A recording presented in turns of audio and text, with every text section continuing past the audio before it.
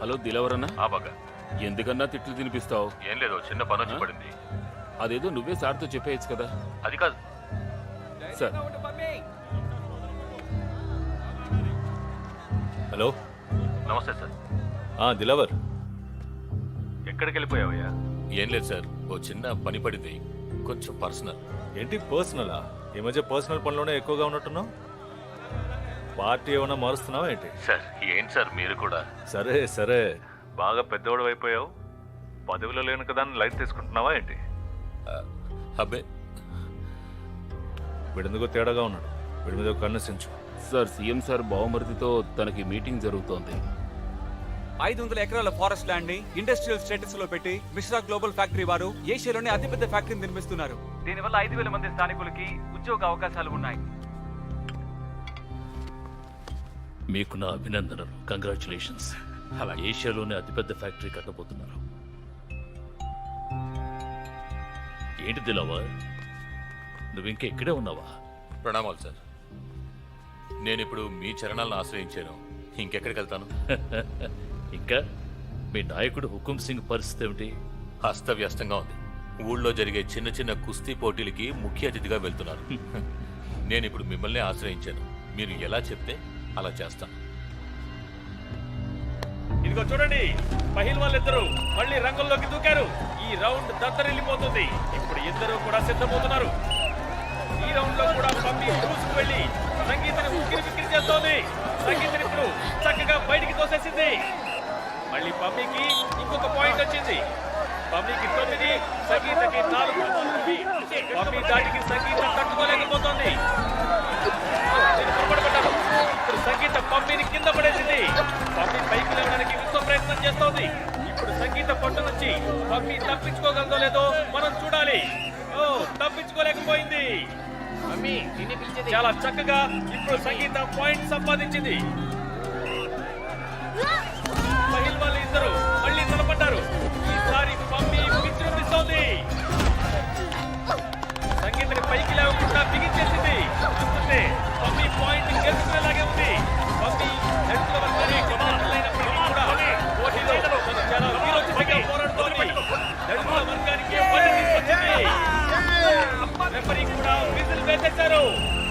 2 rounds లోనూ వీరోచితంగా పోరాడి పంపి విజయాన్ని చేజిక్కించుకుంది.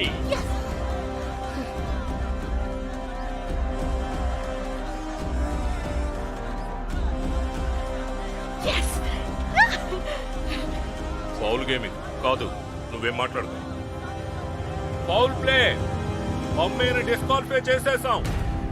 చూసారా, ఈ ఆట కొత్త మలుపు తిరిగింది. జడ్జి గారు పమ్మి ఆటని ఏంటండి, సరిగ్గా ఆడిందిగా? చేశారు. సరిగ్గానే పట్టుకుంది. జడ్జి గారు, పమ్మి సరిగ్గానే ఆడింది కదండి. కాదు, సరిగ్గా ఆడలేదు. మమ్మీ తన పీక పట్టుకొని కిందకు తోసేసింది. ఇలా ఆడటం చాలా తప్పు. ఆట సరిగ్గానే ఆడింది, ఆడిన పిల్ల తప్పు.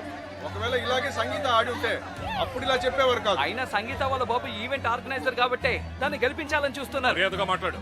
ఇదిగో మీరిద్దరు కాసేపు మాట్లాడకండి. చూడండి వినీత్ గారు. మమ్మీ నిన్నే పిలిచేది వినపడడం లేదా? ఇలా రా, ఇంకా చాలా మ్యాచ్లు ఉన్నాయి. వినపడడం లేదా?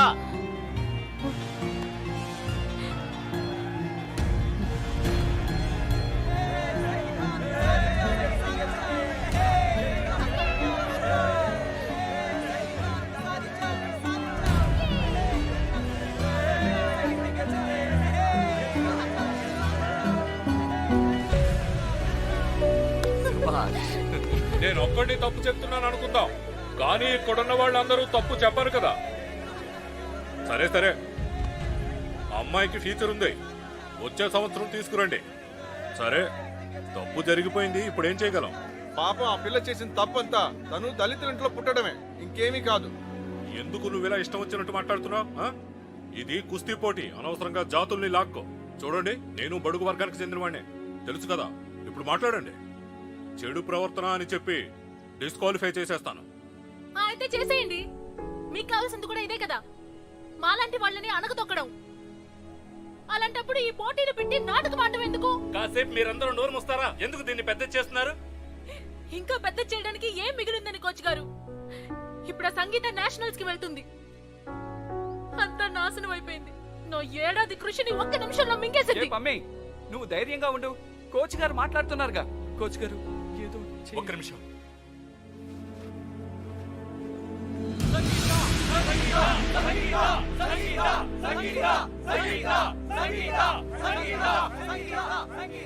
హుకుం గారు, మీరుండగానే ఇంత పెద్ద తప్పు జరిగింది. మీరు మా నాయకులు, మీరు ఇలా మౌనంగా ఉండకూడదు. కోచ్ గారు, మర్యాద లేకుండా మీరు ఇలా వచ్చి మాట్లాడడం బాగలేదు. ఈయన ఇక్కడికి మన అతిథిగా వచ్చారు. ఈయనెందుకు అనవసరంగా మన విషయాల్లోకి లాగుతారు?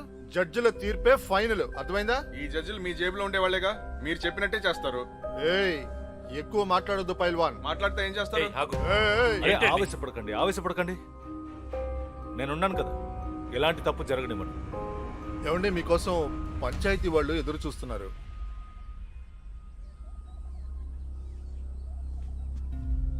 చూడండి, ప్రతి ఆటకి ఒక మర్యాద ఉంటుంది. జడ్జి ఇచ్చే డెసిషనే ఫైనల్ డెసిషన్. ఒకవేళ మీకు ఇది నచ్చకపోతే మీరు ఫెడరేషన్ లో అపీల్ చేయొచ్చు. కరెక్టే కదా? హుకుం గారు, మీరు నిజంగానే అద్భుతమైన తీర్పు ఇచ్చారు. రండి సార్, మనం వెళ్దాం. సర్పంచులందరూ మన కోసం ఎదురు చూస్తున్నారు. పదండి. రండి రండి. అదేంటి?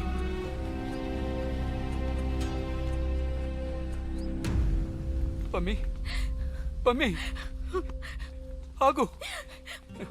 ఏమైంది? అంతా అయిపోయింది. మన చేత్తో వచ్చే నీళ్ళని కూడా తాగని వీళ్ళు మనల్ని ఎలా ఎదగనిస్తారు?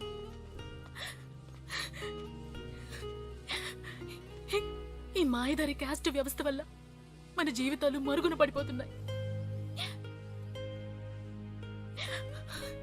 గిరిజనుల కుటుంబంలో పుట్టినందుకు అనుభవించక తప్పదు మరి. నువ్వు అలా మాట్లాడుకు పమ్మి. చూస్తూ ఉండు, నువ్వు ఏదో ఒక రోజు నేషనల్కి వెళ్తావు. మనం మళ్ళీ ప్రయత్నిద్దాం. అన్నయ్య, నీకేమైనా పిచ్చి పట్టిందా? నువ్వు ఇంకా నా కోసం ఎంత ప్రయత్నిస్తావు?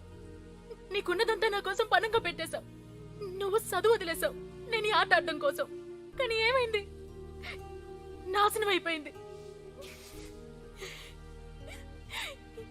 ఏం చేసినా ఈ పాపిష్టోళ్ళు మనల్ని ఎదగనివ్వరు.